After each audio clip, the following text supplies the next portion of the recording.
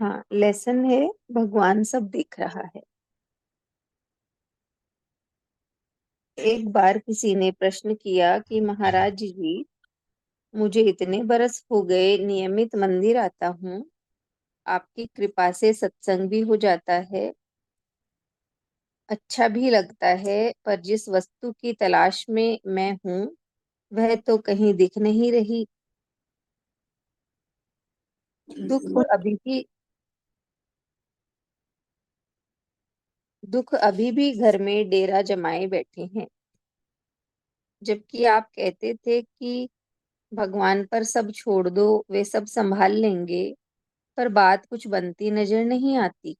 मैंने उसे बैठाया और कहा कि पंजाब में एक बात अक्सर बोलते हैं, ठंड रख ठंड।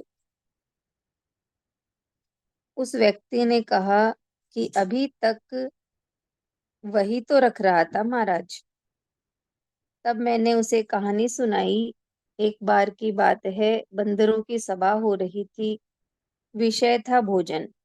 हर कोई अपनी आप बीती सुना रहा था कि कैसे जब वह बगीचे में फल तोड़ने गया तो डंडे पड़ने लगे, कैसे किसी घर से सब्जी का एक टुकड़ा उठाया तो डंडे पड़े, किसी ने पत्थर फेंक कर मारा, इत्यादि। अंत में यह फैसला हुआ कि सब मिलकर अपना ही एक बगीचा लगा लेंगे। सबने मिलकर जगह भी निर्धारित कर ली। हर एक को किसी न किसी प्रकार की कलम, बीज, बेल इत्यादि लाने की जिम्मेदारी सौंप दी गई। जब सब इकट्ठे हुए तो कोई लीची की कलम लाया तो कोई किसी फल की गुठली। सब मिलकर जंगल में बहुत दूर एक स्वच्छ स्थान पर गए। उन्होंने हाथों से खुदाई की। वह अपनी कलम या बीज, गुठली जो भी था सब बो दिया। इतने श्रम के बाद सब थक गए और अलग अलग पेड़ की डालियों पर सो गए। 2 घंटे बाद उनमें से एक बंदर की नींद खुली। उसने अपने साथी को उठाया और कहने लगा कि भाई, काफी समय हो गया लीची लगाए, कोई उससे फल तोड़कर न ले गया हो। दूसरे ने कहा, हाँ, मुझे भी अपने आमों की चिंता हो रही है। इतनी देर में तो वो पक गए होंगे। दोनों ने वहां जाकर देखा तो मैदान समतल था। दोनों रोने लगे, अरे कोई हमारा पेड़ उखाड़ कर ले गया।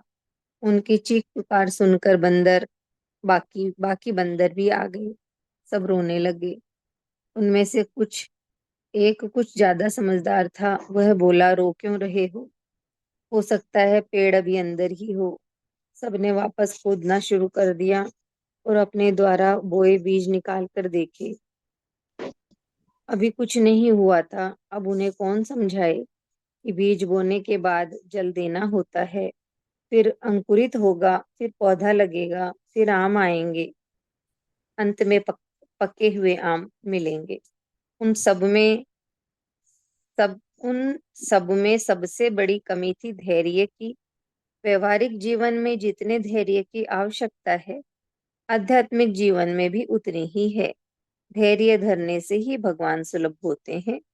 इसीलिए कहावत बनी है कि सब्र का फल मीठा होता है। अगर शबरी धैर्य नहीं धरती तो क्या भगवान राम उसके पास आते? शबरी छोटी सी थी जब मतंग ऋषि ने उससे कहा था कि भगवान आएंगे तेरे यहाँ। वृद्ध हो गई, पर गुरु की बात पर विश्वास था और धैर्य था। अंततः भगवान आए उसके द्वार पर। ऐसे ही एक बार भगवान चैतन्य महाप्रभु जब श्रीवास आंगन में नृत्य कीर्तन में रत रहते थे तो उनके लिए श्रीवास पंडित के यहाँ काम करने वाली प्रतिदिन जल लेकर आती थी, यह सोचकर कि कभी तो भगवान कृपा करेंगे। उसकी सेवा कोई विशेष नहीं थी, पर अटल धैर्य था उसका कि कभी न कभी तो भगवान की दया दृष्टि होगी ही। धैर्य होगा तो उत्साह भी रहेगा ही। अंततः भगवान महाप्रभु को एक बार गर्मी लगने लगी। उन्होंने स्नान करने की इच्छा प्रकट की। वहीं श्रीवास आंगन में भक्तों ने मिलकर उन्हें स्नान कराया। सारा का सारा जल श्रीवास की उसी सेविका द्वारा लाया गया था। अतः धैर्य से ही भगवान मिलते हैं। धैर्य से ही जीवन में सुख आता है। धैर्य धरने से ही विश्वास जागता है। अगर आप में विश्वास है तो भगवान कृपा अवश्य करेंगे।